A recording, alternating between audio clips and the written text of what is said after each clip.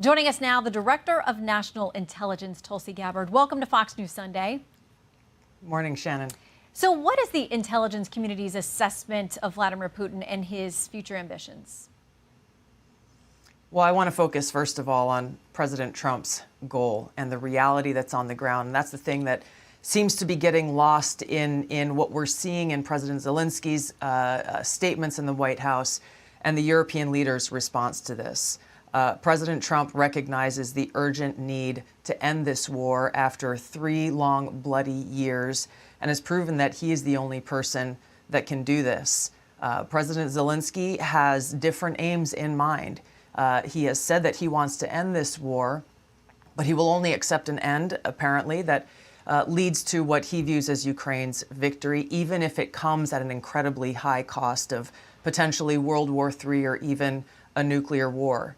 President Trump is committed to peace and to freedom. We're seeing this big divergence here between his position and his commitment to these values and the interests of the American people and the interests of President Zelensky and these European leaders. This is an issue that has to be resolved. I know President Trump is committed to doing this, and that's really where the next step needs to lead. Yeah, so what is that next step? Because one of the criticisms of the Biden administration is that they hadn't talked to Putin for years. President Trump is doing that. He's having that conversation. But now it seems the relationship with Zelensky is broken, at least temporarily. How does that get back on track? Because he's got to be part of the conversation as well.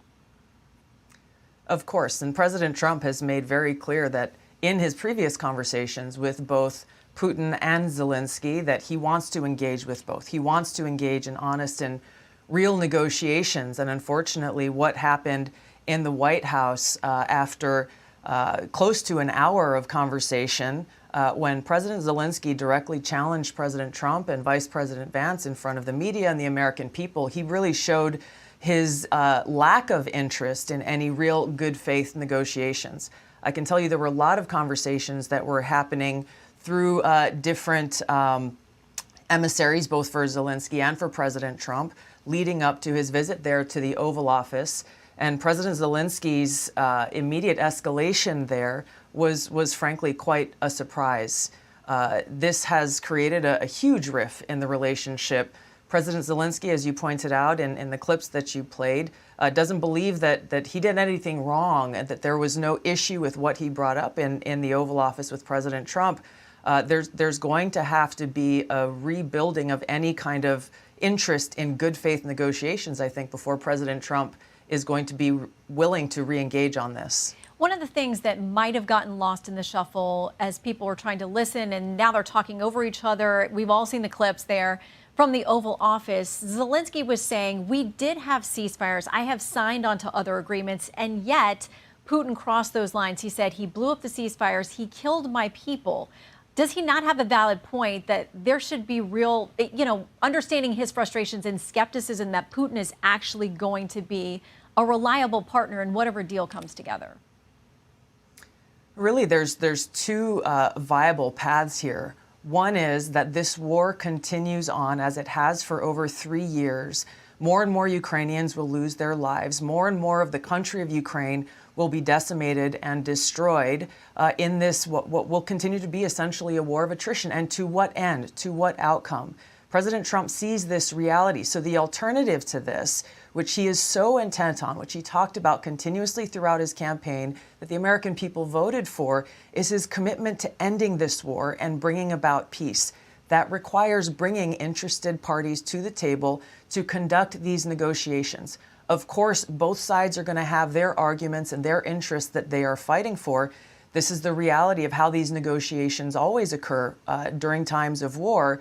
Neither side is going to be happy, very likely, with the outcome, but ultimately it needs to lead to peace. And that's what President Trump is so committed to, because he recognizes that the longer this goes on, not only are more Ukrainians losing their lives, but it increases the potential of this escalation towards World War III that he warned against as he sat there with Zelensky, saying that he's gambling with World War III, and that's not a cost that President Trump is willing to accept. I want to put something up, a recent Quinnipiac poll just days ago. This is before the incident in the Oval Office, if that's what we want to call it. And it asked the American people, do you think the U.S. should trust Russian President Vladimir Putin? 81% of them said no. You know, it's hard to get 81% of Americans to agree on anything, but they're united on that. So why does this administration trust Putin?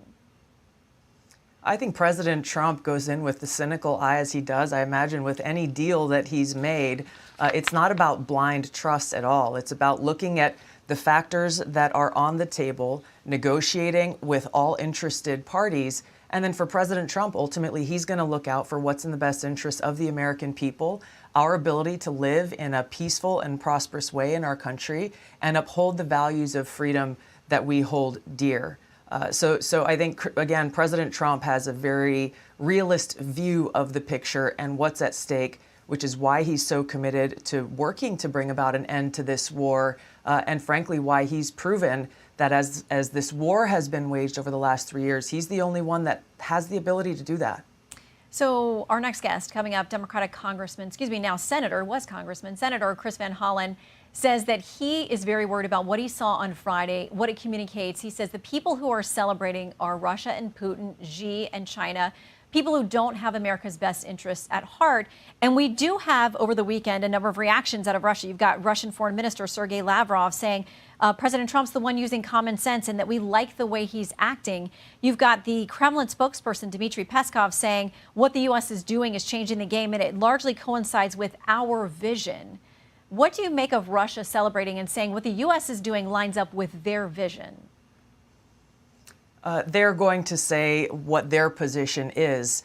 What we should pay attention to here in the United States of America is the American people, so many people across the country celebrating the strong leadership that President Trump and Vice President Vance demonstrated in the Oval Office, something we have not seen over the last 4 years of the Biden administration, where we finally have a president who's going to stand up strongly and fiercely and unwaveringly for the cause of peace and freedom for the American people.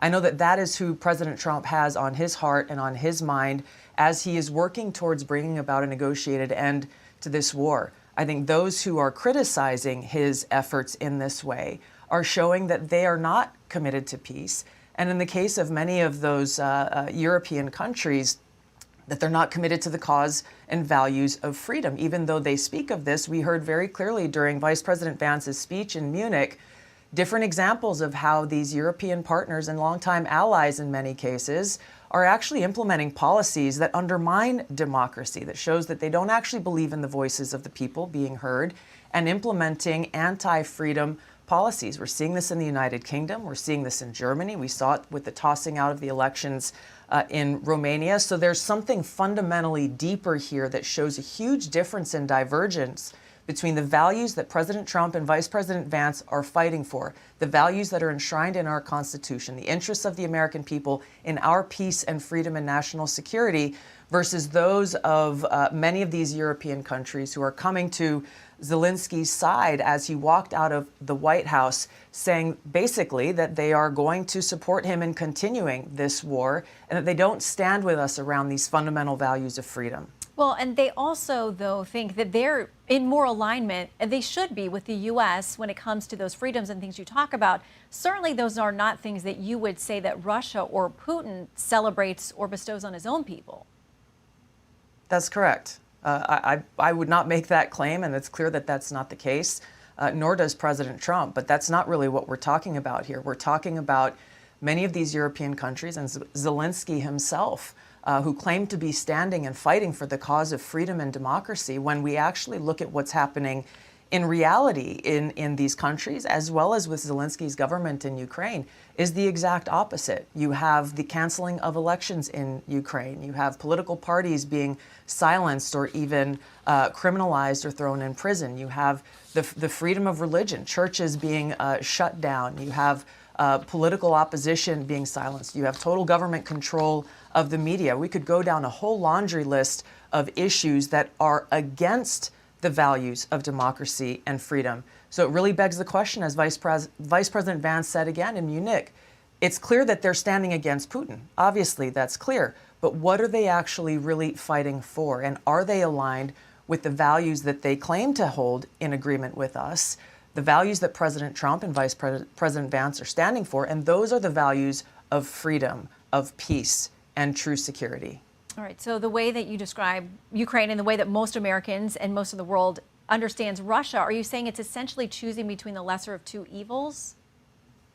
What I'm focused on is what President Trump is focused on, which is peace, seeing the world through a very clear picture and making sure that the president is having honest and good faith negotiations with both of these countries to bring about an end to this war. That is what it's about.